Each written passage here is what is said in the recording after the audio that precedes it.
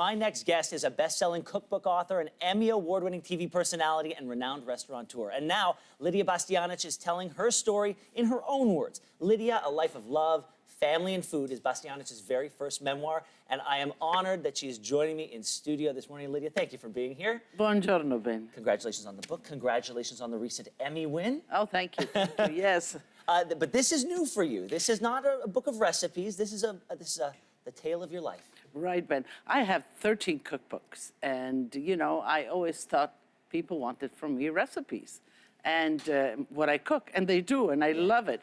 But all of a sudden, they wanted to know more about Lidia. Yeah. And so I have this story, and I'm an immigrant, so I have an immigrant story. But I wanted to write it for the family. Mm-hmm. But all of a sudden, it became public. I wrote for the public, and I love it. Well, you named the book Lidia, and the book begins with a tidbit about how you weren't even supposed to be called Lidia. Oh, that's right. Talk to us about that. Well, you know, I was born in part of Italy, Istria, which after World War II became communist Yugoslavia. And of course, Iron Curtain went down, they changed the name, no religion, you couldn't practice religion, you couldn't speak Italian and all that. So I was born just in that period.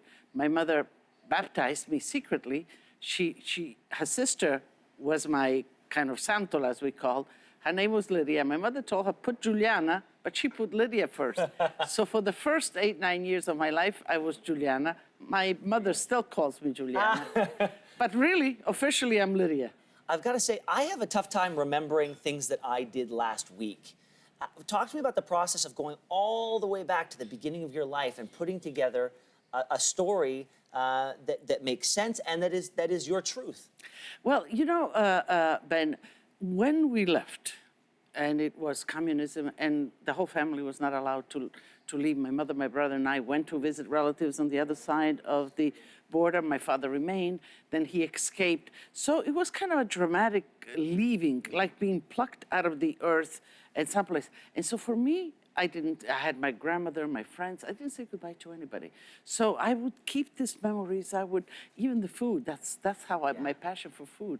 I would cook the food that I remember to carry it with me. And so it was always vivid in my memory, some unfinished business. Now, let's talk about that love of food that you write about, because you learned about it from your nonna and then your aunt. You worked in a bakery, a number of restaurants. You said that you were in charge of the family dinners starting when you were 12 years old. But then you also talk about the challenges of transforming that passion into a business. What do you want people to know about the importance of food in your life? Well, food actually transported me, was a comfort zone, was something that I could express myself with throughout my life. Still today, I communicate with food.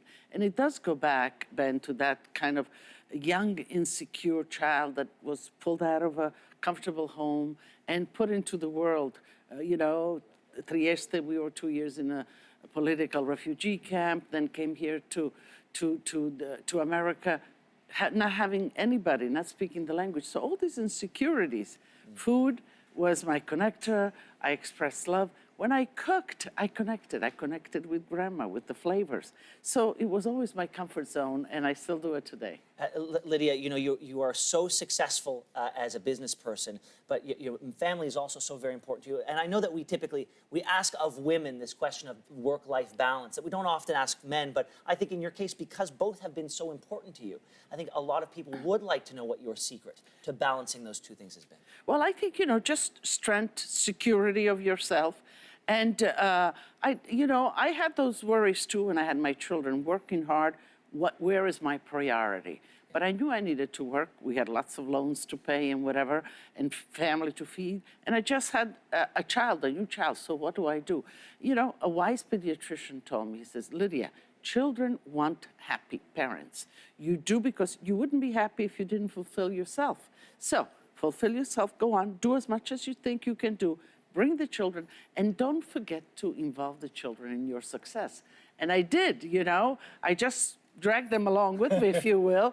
And the one thing that was very important was that I had family. Yeah. My mother and my father were close.